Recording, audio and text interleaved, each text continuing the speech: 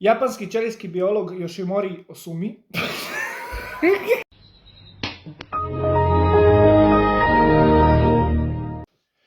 Japanski ćelijski biolog Yoshimori Osumi. A brate, moja si debil, Nataša, nemam ceo dan, brate. Now, I'm really mad. Pre nego što priđem na prednosti intermittent fastinga, ajmo prvo da stavimo one stvari koje... Pre nego što priđemo na prednosti intermittent fastinga, moram da naglasim da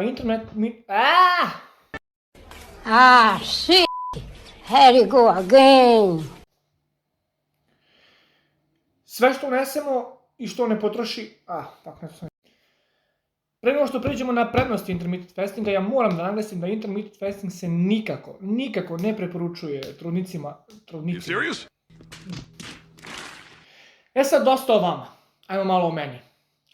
30 dana, neću da vam kažem koliko sam kilograma skinuo, zato što ću nakon sve ove garancije pustiti jedan po jedan klip, u kome ćete vidjeti koliko sam kilograma skinuo kroz ovih posljednjih. One eternity later. 8 kg i ja sam već posle 20 dana bio zadovoljan. Ne zadovoljan...